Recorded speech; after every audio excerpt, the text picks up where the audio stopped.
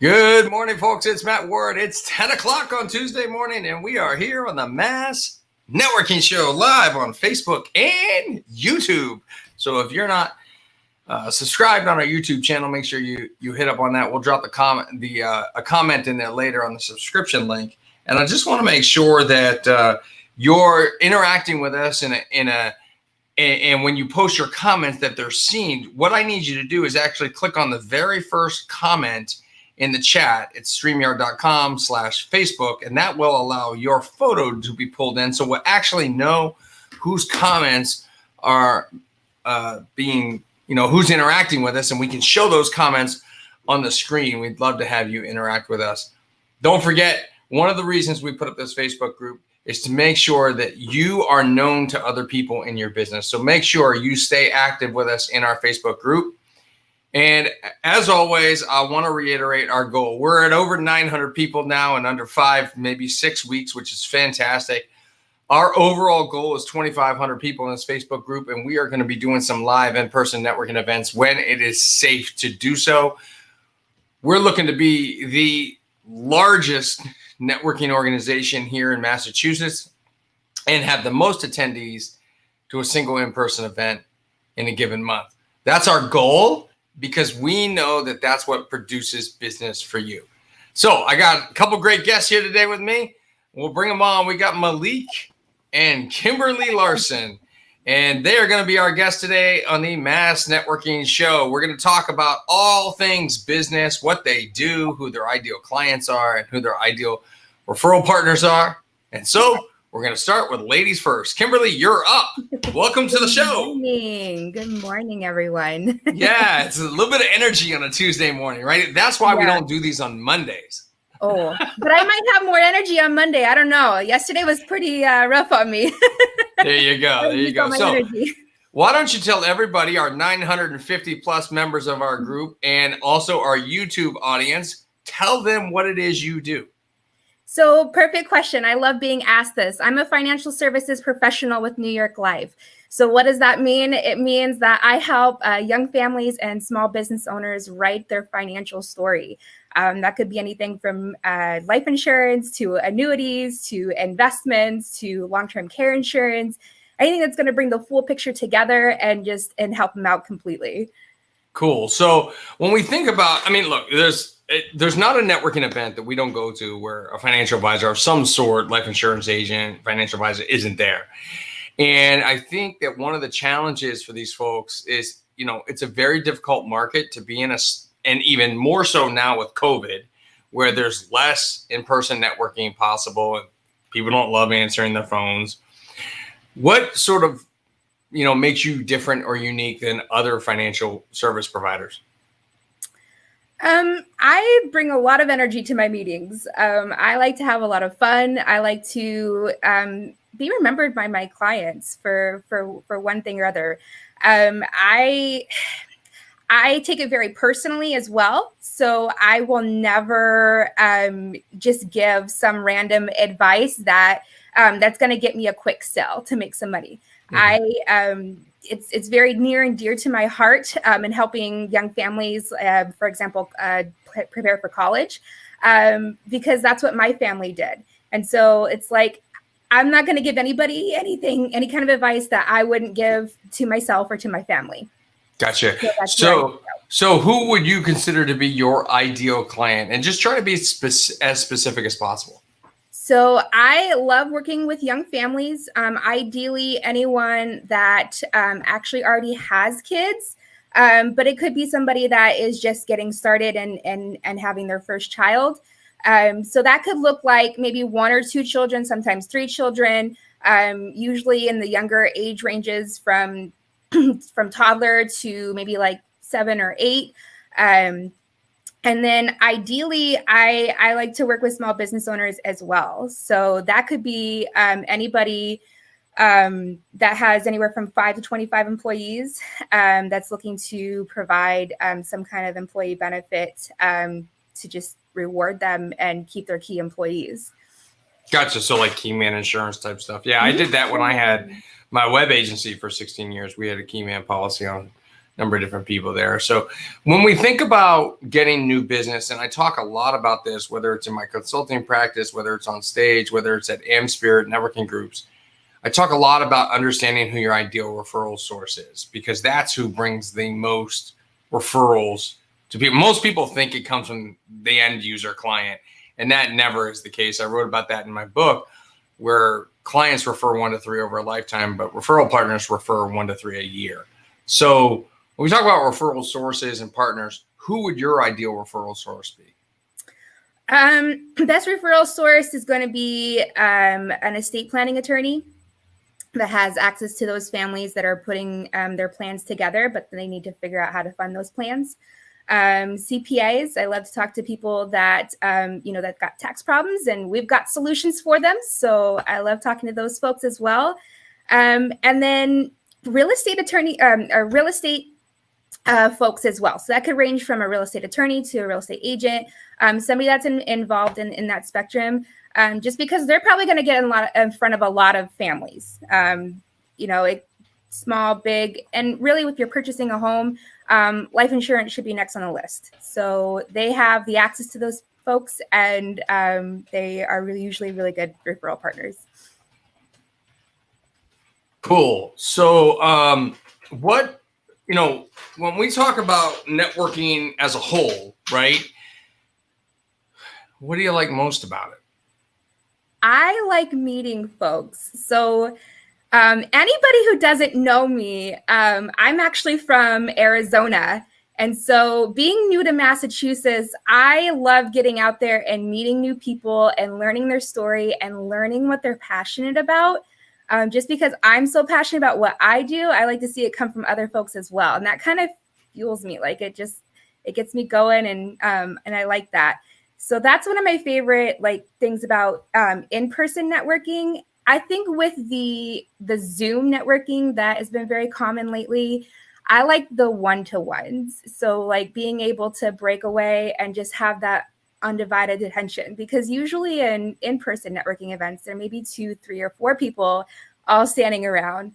And sometimes you don't get to learn about everybody, but with the Zoom networking, you get to learn about that specific person. So that's a good point. I mean, I think some of us struggle, right, with the changes around moving the networking from in-person to online, and some of us don't. I think we have to find the positive in that, right? Yeah. Certainly we're not spending the money on gas or the time traveling, and yet I love doing those things. There is something to be said about the physical energy in a room. Right. And that makes a difference. We have to figure out how to bring that energy online with excitement, with, showing up in advance and being prepared and those type of things. And that can make it more fun and less of a chore. So, right. Speaking of chores, what frustrates you most about networking? I don't like pushy people. So I'm going to kind of split this like I did before. So in-person networking, someone that just walks in the door and hands you their business card and was like, here's what I do. Okay, great. I call that person the pest. I call them the pest dispenser. Yeah. It's I wanted to get to know you, and not just your business card. And in the Zoom networking, I think you can tell when somebody's not paying attention and they're looking at their phone, or they're looking at another screen, or they're reading something. And I'm guilty of it. I was guilty of it. And it took my youth that I'm a youth leader for to get me to be cognizant of what I was doing. I didn't even realize I was doing it myself. And so now that I've challenged myself to put the phone away and just focus solely on what's on my screen, I've noticed other people doing it. And I'm like, oh man, I bet I was annoying to other people. So that's kind of annoying to me. I mean, have you ever been in a Zoom where you've seen someone's eyes tracking just left to right? Yeah. And you're like, what? Oh, wait, they're reading something. Yeah. And you know they're not listening to what you're saying. It's like. Yeah. I'll be honest, I've seen that twice. It's usually the cell phone. It's usually the down. So I caught myself doing this the other day and looking down. When I first came on the live, I went down to my phone because I used my phone to paste the link for the first comment, right? That way I don't have to, it doesn't slow down the screen. But sometimes I take my phone. So my phone is here, right? But if I move it in and down, you can't. Now I can see both. And I think that you can't tell, but you can tell. I can tell. My eyes go down. But we're addicted to technology so much that when that beep or something goes off, it's a problem. It draws our attention and it takes away the attention. And that is truly a negative about networking as a whole. I mean, could you imagine? I mean, I've been in in-person networking events where people in the room are standing off, doing this thing with their phone on the side. So it's just as offensive. And so we just have to be cognizant of it. Like you said, have other people called you out or mentioned it to you or whatever. And so it kind of straightens it up a little bit that way. And always better when that happens. So I always tell my mother, I'm like, because I FaceTime my mom like probably at least once a day. And I always tell her, like, if it doesn't look like I'm looking at you, you better say something. You better tell me, straighten your kid up, like tell me. So she usually does. She's pretty good about it. Yeah, that's true. That's true. And Robert says the vacant look is when I know folks are zoned out.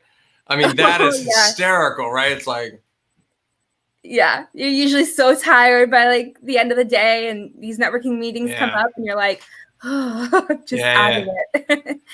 Very, very cool. So I imagine you're open to doing Zooms with people in the group?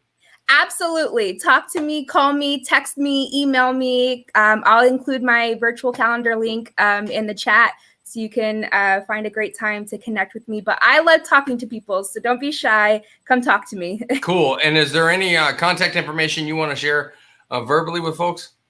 So quick contact information is my cell phone, 617-309-8221. Email klarson01@ft.newyorklife.com. I'll include that in the chat as well. Cool. So for those of you who might be watching on YouTube, make sure you join us in the Mass Networking group. It's called Mass Business Connections. This is our Facebook URL. You can find us over there and jump into the group.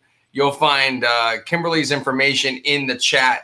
And, Kimberly is a member of our Worcester chapter of Am Spirit Business Connections. Not everybody we interview on this show is a member of our Am Spirit Business Connections group. We'd love to find more members who want to do more networking. Most of our meetings are held online on Zoom right now due to COVID. Some are in person, but you can just reach out to me and I'll let you know which ones are and which ones aren't so that you can make the right decision for you. We're trying to grow our Am Spirit Business Connections chapters all throughout Massachusetts. We entered Massachusetts in early 2020, just before COVID happened. And when COVID happened, we grew substantially. So we appreciate you guys interacting and coming on and making sure that you're constantly doing networking, whether that's in the group. As a reminder, we want useful information, not just spam posts about your website, your links, your Facebook stuff. As Kimberly said, that's kind of like the Pez dispenser thing. And there's literally no reason to be a Pez dispenser. All right. We're going to jump over to Malik Haddadi. Is that how you say your name, Malik? That is very good, Matt. Good morning. Good morning. I've known Malik for a very long time.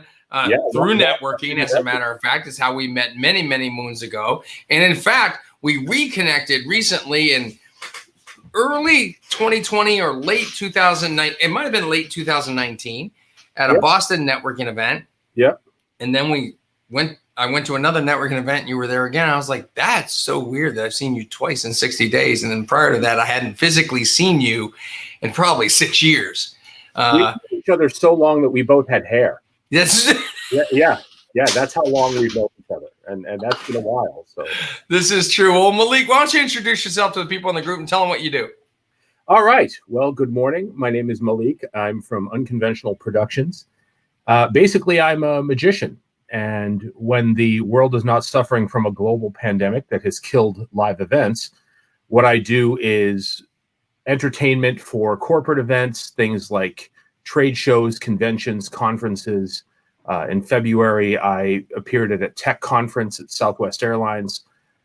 And generally what I do is focus on making the entertainment relevant to the client, and that makes it more meaningful. It makes the event more memorable, and it's all bespoke and custom. So that's my main focus. Yeah. And, I think my first interaction with you was probably when you were doing magic at some point many, many years ago. Yeah. A restaurant I used to perform. Yeah, that's right. That's right. Doing the hustle back then. See, that's what we all had to do, right? Even for me, I mean, we're in the events industry, and the only way you move up in the events industry is by doing the real low-level gigs, like the stuff nobody wants. I mean, like 3 years ago, before I was a full-time professional speaker, I was doing Rotary groups. Like I did 16 in like 8 weeks. It was crazy. Yeah, and that wasn't a bad gig. I mean, they were good to me. I would still do a restaurant if the right one came along. But these days, now I don't even know. Yeah, There's only half the people in there now. There's going to be a lot of things different going forward. But maybe you could turn their napkins into masks or something like that. Yeah.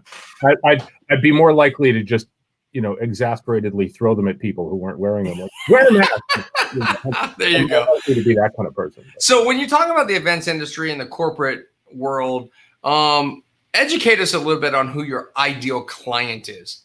Sure. I work with a lot of either event planners in-house or independent event planners, or I end up working with a lot of people who have been dropped into that role. Like that, they do something else in their company, like HR, or they're an office manager, and the company's having an event and they don't know who else to give that to. So this person ends up sort of stuck doing that job. And so small to medium-sized businesses, I do a lot of banking, I do a lot of biotech, a lot of technology. Those are the kind of businesses and companies that bring me in to work with them on their events, to provide some entertainment. And those are the sorts of clients that usually can appreciate what I bring to the table. What are the type of events are they? Are they staff meetings or junkets, sales junkets? What are they? Yes.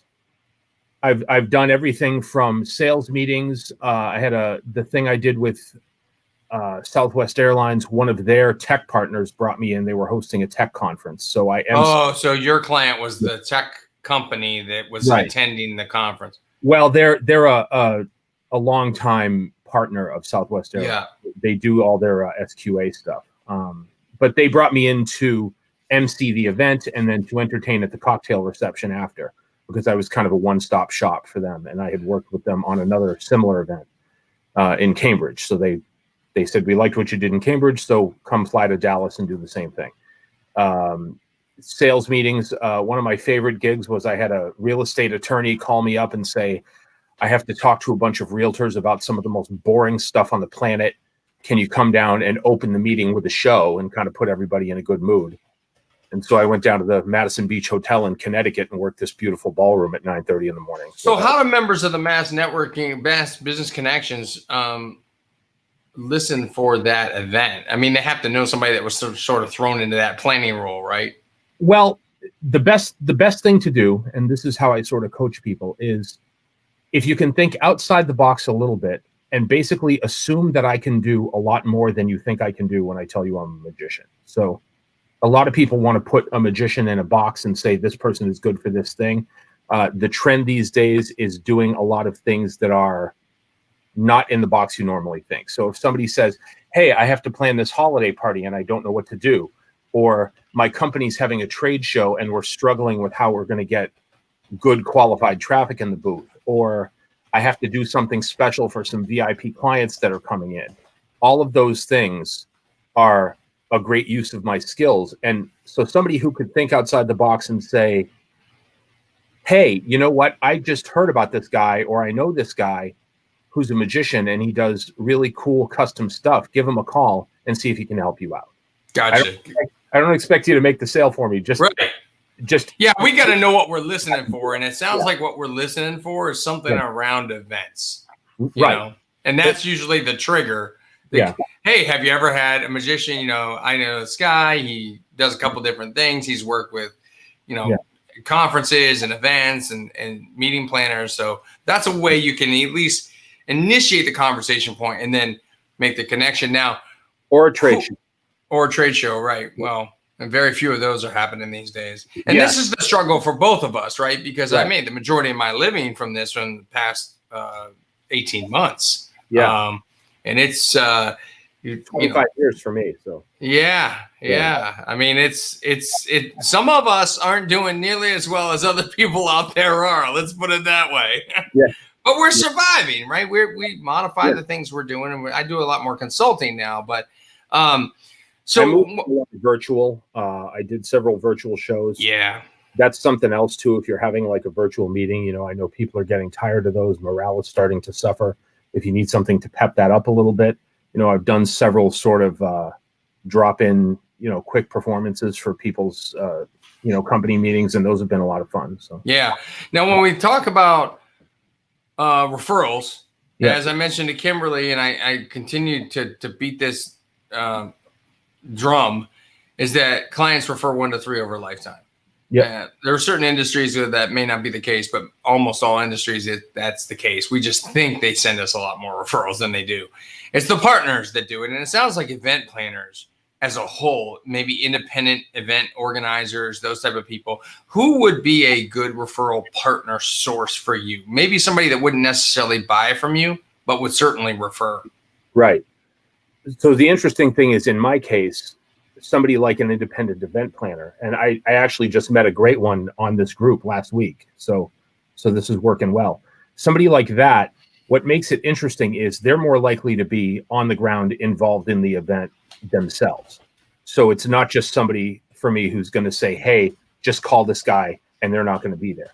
Most of the people I get my work from are either people that I've worked for before, or for instance, I did a thing for MGM in Springfield, and they hired me because I do a lot of work with the Springfield museums.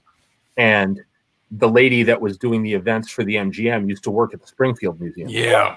I had never met her, but because she saw my name associated with that event, they reached out to me and asked me the questions about what they were doing and how I could help them.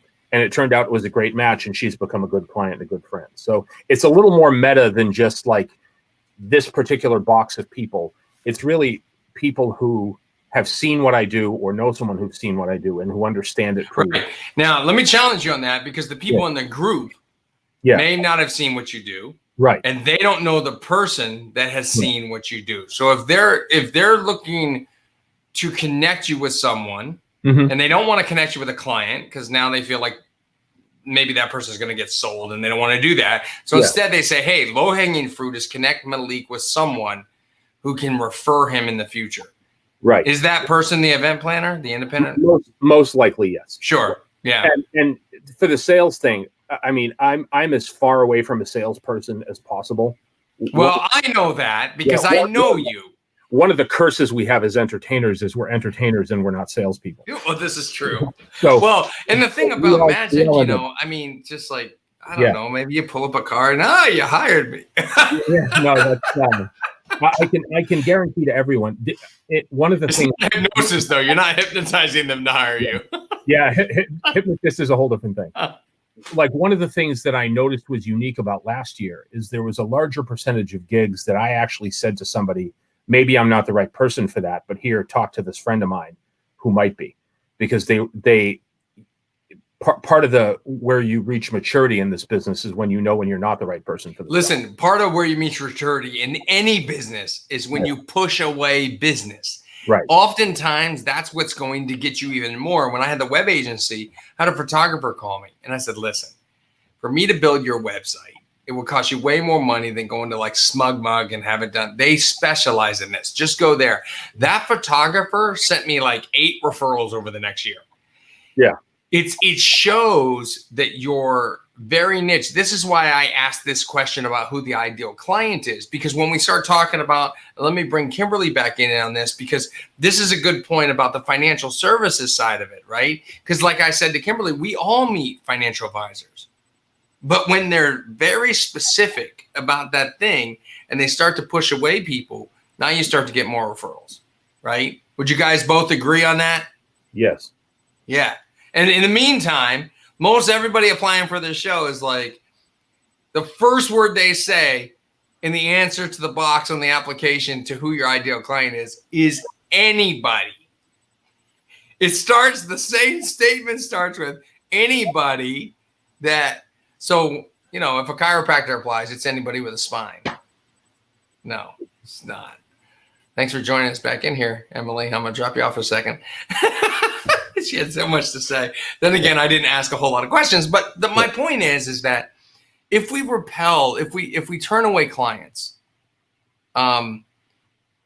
we become more niche. Right. And everybody's so afraid of that in business because they feel like becoming niche means they don't have enough fish that they're catching to feed their family. And it turns out the more niche you are, the smaller your pond is, and yet it's fully stocked of fish. You don't even need a fishing pole. You just need a net. Like, that's the best kind of fishing you could have. Right. What do you like most about networking? What I like most about it is because I have to spend a lot of time educating people on how I can help them, I find that that's much easier to do in a conversational setting. And I've learned to be a little more gentle about it over the years. But, you know, a lot of people, I tell them, hey, I'm a magician. And the first question out of their mouth is, oh, can you do my kid's party? And the answer is, yeah, I can. But that's not really why I'm here. And that's not really what I just spent the last 60 seconds talking to you about. But being able to have a more of a conversational setting with people and tell them, you know, ask them questions about what their culture is like, what sort of events they do, and point out ways that I could be of service to them. That's really valuable. And really, we people in my industry, we battle against education and perception mostly. And then I also occasionally get a chance to, you know, do a trick for somebody and really give them a personalized sample of the kind of work I can do for them. And that's what drives me crazy is when I go to a networking event and there's a stand-up comedian there, and they'll say, "Oh, I'm a comedian. Oh, tell me a joke. Tell me a joke. I'm a magician. Oh, show me a magic trick. Show me a magic trick." Yeah, I actually don't mind that as much. Sometimes I've actually gotten a couple of pretty good gigs because I was at a networking event and somebody said, "Show me a trick," and I gathered a few people and we did a small thing in the corner that kind of nobody else in the room knew about. So it was just for them, you know, and everybody was kind of, a couple of times people were like, "What's that going on over there?" And you know, or when they break up, they go over to the other guy. You got to meet Malik. He just did this cool magic trick over there. Like, well, we all sort of get to giggle like we're telling secrets over there. Oh, yeah. What frustrates you most about networking? It's kind of the same answer. It's that I consistently have to educate people about the same topics. And that's really the fault of the industry, is that we don't do a good job representing ourselves to people and clarifying what we can do. And also that it's just there are so many people who go to networking who are just there for looking for that direct client or that direct hit. You know, I'm just really looking to make connections with people. I spend as much time asking questions to people about who I can connect them with and, you know, how I can help them do something. And I think more people need to take that approach to networking. It took me a long time to develop that and to learn those skills. But once I got better at it, I realized how frustrating I had been to people when I first started, you know, and I didn't know how else to have a conversation at a networking event. So Right. Yeah. Speaking of networking events, I imagine you're open to connecting with people from the group on Zoom and learning more about them. Yeah, great. I kind of accidentally became a Zoom ninja. So well, I ended up having to run all the virtual meetings for a Toastmasters group. Oh, there you go. So, and we have some people who are, I lovingly refer to them as Luddites, but that's kind of what they are. You know, one guy turned on his virtual background and for 3 meetings couldn't get it shut off. And every time he held up the timekeeping card, it would literally turn into the background. So no one knew. Yeah, that was kind of.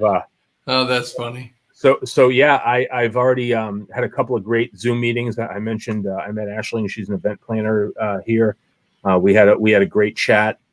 So yeah, I you know, and my wife's a stay-at-school teacher, and these days she's home. Looks like she's going to be home for a while. So I have somebody to manage my 5-year-old while I do that. Yeah, there you go. Yeah. So those of you who are in the group, make sure you reach out to Malik. And those of you who are watching on YouTube, make sure you join us in the group. As I mentioned before, we're at facebook.com/group/mass networking. Malik, share your contact information with those who are watching the video. Sure. My website is Up Conventional. So it's like unconventional, but with a P instead, upconventional.com. That's the best way to get me. There's a couple of video clips there of some of my favorite routines. You can kind of see my performing style. It's a bit snarky and self-effacing, so a lot of people like that. And all, you know, if you want to sit down with your kids and show them a couple of cool magic videos, those are appropriate. So you can do that. And email is always great, malik@upconventional.com. Those are really the best ways to get me. And I'm usually pretty diligent about getting back to people. So. Great. All right, we'll drop Malik off for just a second. And, I think something Malik said that kind of stood out, and we've heard this last week, is, even Kimberly mentioned it. The things that people don't like is the pushiness, right? The Pez dispenser, the asking for the sale, the not building the relationship, the not establishing the trust, the quick hitting stuff all comes across as completely sleazy, and no one wants anything to do with it. I'm on a mission to change that in the world of networking, sales, and referrals. And I hope that you guys will join us in doing that, especially as part of this group.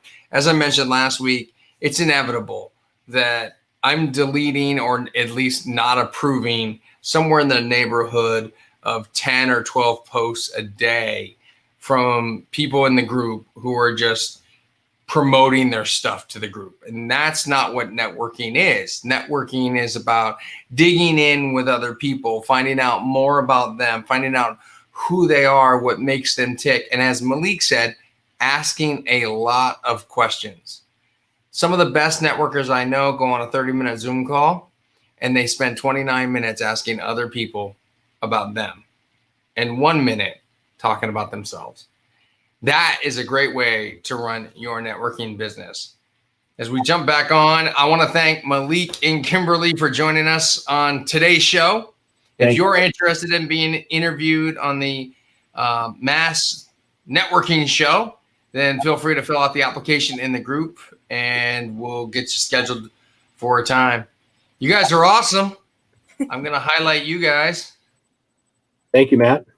Thank you for the opportunity. No problem. And to those of you out there watching, if you're interested in being involved in more in-person networking events, then reach out to me on the Facebook group. We're happy to have you visit an AmSpirit group. Maybe you can even visit Kimberly's group, the Worcester group.